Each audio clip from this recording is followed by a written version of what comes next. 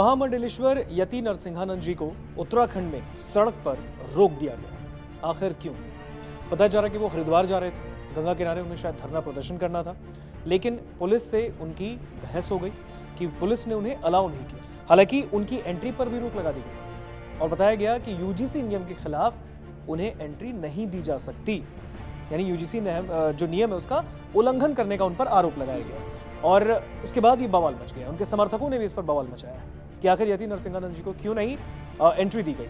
इस पूरे खबर पर बातचीत के लिए हमारे साथ अंजलि है। अंजलि, ये जो पूरा मामला है, यति नरसिंहानंद जी महाराज जो है महामंडलेश्वर, उनको जो रोका गया है, वहां पे पुलिस ने एंट्री रोक लगाई है, यूजीसी नियम का हवाला दिया, क्या मामला है? बिल्कुल, देखिए यहाँ पर जो यति नरसिंहानंद गिरी महाराज थे उनको यहाँ पर रोका गया है पुलिस की ओर से। दरअसल ये महामंडलेश्वर है, जैसे कि आपने बता ही दिया, इनको नारसन बॉर्डर पर पुलिस की ओर से रोक दिया गया है क्योंकि ये यूजीसी कानून जो अभी बना है उस कानून का विरोध करने के लिए जा रहे थे और इससे पहले भी वो दिल्ली में विरोध कर चुके हैं। और जैसे ही वो विरोध करने के लिए जाते हैं तो यहाँ पर नारसन बॉर्डर पर यहाँ इनको रोक दिया जाता है। प्रदेश की सीमा प्रवेश नहीं करने का आदेश यहाँ पर जो इनको है दे दिया जाता है कि आपको नहीं करने दिया जाएगा। और इस दौरान जो उनके समर्थक है वो पूरी तरीके से यहाँ पे बवाल मचा देते हैं पुलिस के बीच में और उनके समर्थकों के बीच में यहाँ नोकझोंक देखने को मिलती है।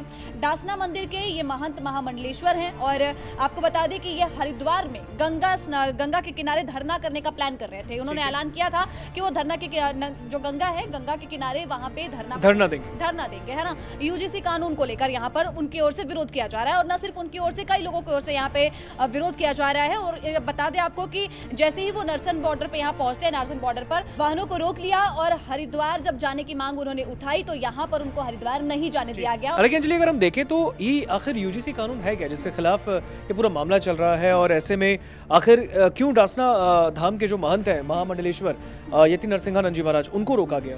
बिल्कुल, इस नियम के बारे में हम बात कर लेते हैं ऋतिक। जैसा कि आपने पूछा कि क्या है ये नियम, तो अगर मैं सीधे और बड़े सरल भाषा में जवाब दूं तो इस नियम का जो उद्देश्य है वो ये है कि समानता को बढ़ावा देना है। जातिगत भेदभाव को रोकने के लिए इस कानून को बनाया गया है और ये रेगुलेशन 15 जनवरी 2026 से देश के सभी उच्च जो शैक्षणिक संस्थान यानी कि यूनिवर्सिटी उनमें लागू कर दी, इन सभी चीजों में लागू कर दिया गया है। लेकिन सवाल ये है कि जब समानता को बढ़ाने की बात की जा रही है तो आखिर विरोध क्यों किया जा रहा है? यहाँ ये बड़ा सवाल उठता है। तो आपको बता दें कि दरअसल विरोध इस बात का है यहाँ पे कि जो उच्च जाति के लोग हैं उनकी ओर से ये विरोध किया जा रहा है और ये साफ तौर पे कहा जा रहा है कि इस कानून का गलत उपयोग जो है यहाँ पर किया जा सकता है।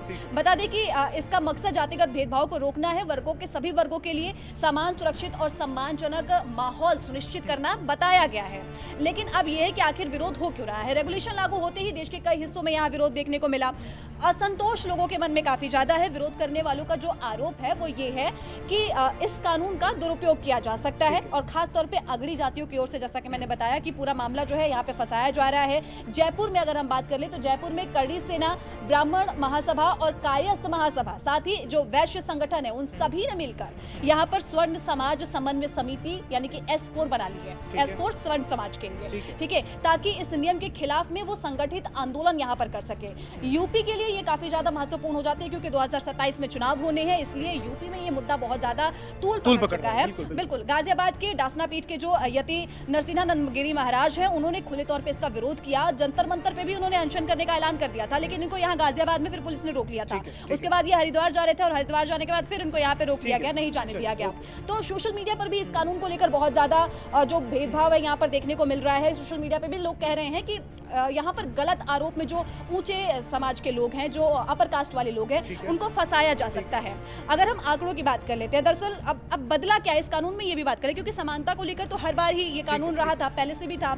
बदलाव इसमें ये हुआ है कि आपको बता दें कि नए रेगुलेशन की जो विशेषता है वो ये है कि अनुसूचित जाति यानी कि SC हो गई और ST जाति के साथ साथ अब OBC को यहाँ पर शामिल कर लिया गया है कि OBC को भी जातिगत भेदभाव की परिभाषा में यहाँ पे शामिल कर लिया जाएगा और इसके साथ ही जो महिलाएं हैं और जो दिव्यांगजन है उन सभी को यहाँ पे शामिल कर लिया गया है और ये बोला गया है कि इन सभी को समानता के तौर पे देखा जाएगा। लेकिन यहाँ पे आरोप ये है कि अगर किसी ने कह दिया मैं ऊंची जाति की हूँ और मुझे किसी ने मेरे ऊपर आरोप लगा दिया और वो झूठा आरोप हुआ तो हम फंस सकते हैं। तो ये पूरा मामला यहाँ पर सामने आ रहा है। और यूजीसी के आंकड़े की अगर हम बात कर लेते हैं तो बता दें कि जो आंकड़े यहाँ पर पेश किए गए हैं सुप्रीम कोर्ट की ओर से, उस आंकड़े की ओर से 5 वर्षों में जातिगत भेदभाव की जो शिकायतें वो बहुत ज्यादा बढ़ रही थी। इसी की वजह से ये पूरा फैसला जो है यहाँ पे लिया गया है। बिल्कुल, लेकिन अंजलि अगर देखें यहाँ पे एक सवाल बनता है कि आखिर यूजीसी के आंकड़े कहते क्या है, क्योंकि साल दर साल ये जो यूजीसी है उसके आंकड़े बदले भी होंगे ना? बिल्कुल देखिए यहाँ पे बिल्कुल बदले हुए हैं और यही कारण है कि यहाँ पर इस कानून को लेकर आया जा रहा है और समानता की बात यहाँ पे बार-बार की जा रही है। यूजीसी के द्वारा संसद और सुप्रीम कोर्ट में जो पेश किए गए आंकड़े हैं उसके अनुसार हम बात कर लेते हैं। 5 वर्षों में जातिगत भेदभाव को शिकायतें मिली हैं जो जातिगत भेदभाव की, तो वो उसमें काफी ज्यादा बढ़ोतरी हुई है। 2019 से 2020 में 173 शिकायतें यहाँ दर्ज की गई थी, वही 2023-24 से बढ़ गई 173 से 378 हो गई, यानी कि कुल शिकायतें जो अभी तक मिली हैं कॉलेजों से, विश्वविद्यालयों से, ये 1160 तक पहुंच चुकी है। यही कारण है कि इस कानून को लाया गया और समानता की नजरिए से इसको अच्छे तरीके से देखा जा रहा है। लेकिन जो बड़े समाज के लोग हैं उनकी ओर से कहा जा रहा है कि यहाँ इसका गलत दुरुपयोग किया जा सकता है। सोशल मीडिया पर भी जो यूट्यूबर्स हैं, क्रिएटर्स हैं, उनकी ओर से पूरा मामला उठाया जा रहा है। और साफ तौर पर यहाँ बात करें कि महाराज ने क्या कहा है, तो उन्होंने ये कह दिया कि जिस तरीके से अंग्रेजों ने फूट डालकर देश में 300 साल तक राज किया, उसी तरीके से वर्तमान की जो सरकार है वो भी फूट डालकर राज करने का यहाँ पे काम कर रही है। लगातार हिंदुओं को बांटने का यहाँ काम किया जा रहा है।